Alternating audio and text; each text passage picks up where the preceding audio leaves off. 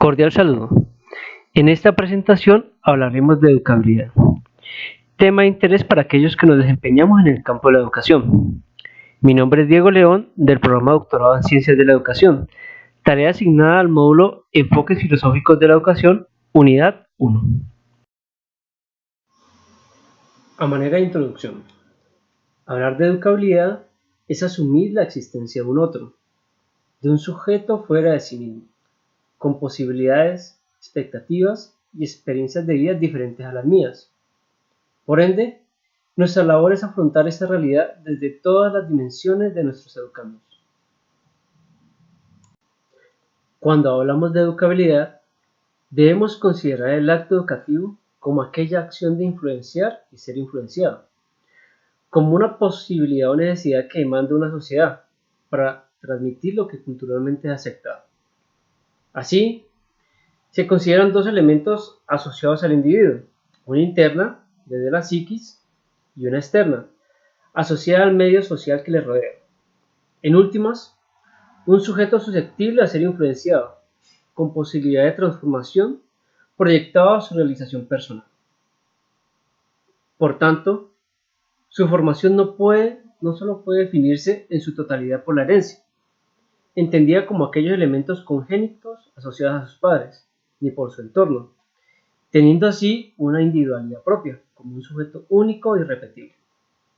Ahora bien, el proceso de educabilidad solo puede ser atribuido al ser humano, como aquel que puede modificar su comportamiento de manera intencional y adaptarse a su entorno de acuerdo a los patrones de conducta establecidos. Hasta aquí, podríamos inferir que algunos animales poseen este tipo de cualidad. Sin embargo, el elemento que marca la diferencia es el lenguaje y la complejidad de la estructura biológica. A mayor complejidad estructural biológica, mayor posibilidad de respuesta y de comportamientos maleables y flexibles. A mayor simplicidad, mayor rigidez de conducta y por ende limita su comportamiento a solo unos ciertos patrones, convirtiéndolo en un proceso casi instintivo. Y el uso del lenguaje como aquel medio de comunicación que permitirá la preservación de los valores o conductas moralmente aceptadas a futuras generaciones. En cuanto al lenguaje, varias especies tienen la capacidad de tener algún tipo de comunicación, bien sea señales que determinan un patrón de conducta, rabia, enojo o el acto mismo de apareamiento. Pero solo el ser humano tiene la capacidad de estructurar un sistema, desde la sintaxis, entendido como un conjunto de símbolos bien organizados, y desde la semántica, asumiéndolo como el significado de estos símbolos en un contexto situacional, permitiéndole afrontar diferentes situaciones en su quehacer diario. Se han realizado discusiones sobre el alcance o los límites de la educabilidad. Centrándonos en la última, se consideran tres líneas de discusión.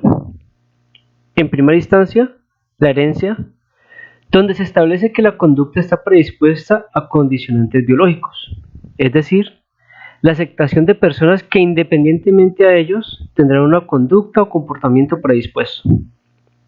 En cuanto a la herencia, se habla de una fuerza externa capaz de moldear o configurar al sujeto, y que éste se encuentra condicionado a lo culturalmente aceptado por este tipo de sociedad.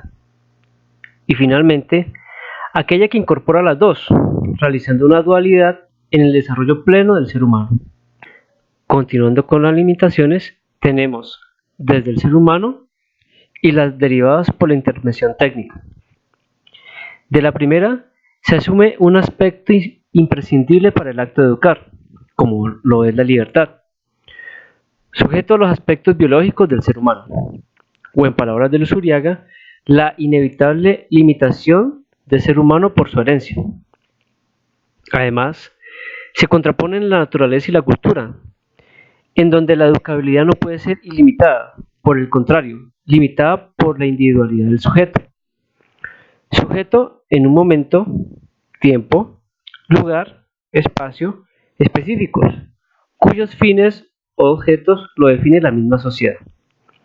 De la intervención técnica se da una mirada del educador, asumiendo al educando como un sujeto inacabado y en constante transformación, y por ende los medios de los cuales pueda hacer uso el educador serán limitados. Por tanto, se puede correr el peligro de objetivar o subjetivar la relación con el educando. Hablemos de las características de la educabilidad.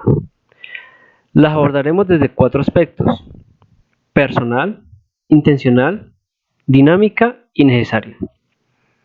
En lo personal, se refiere al desarrollo individual, desde sí mismo y el medio que lo rodea, es decir, desde las posibilidades de configurar su propia personalidad, configurándolo como un sujeto único y irrepetible, y el medio como aquel que proveerá los elementos suficientes y necesarios para su desarrollo pleno.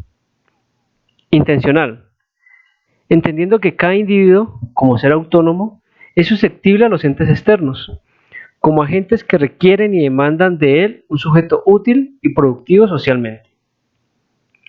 Dinámica, dado que aquella influencia está sujeta a un espacio y tiempos específicos, cambiantes de acuerdo a las necesidades presentadas y cómo éstas deben ser abordadas.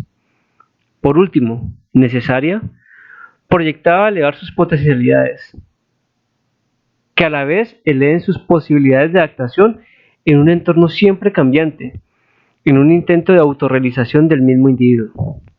Finalmente tenemos las conclusiones.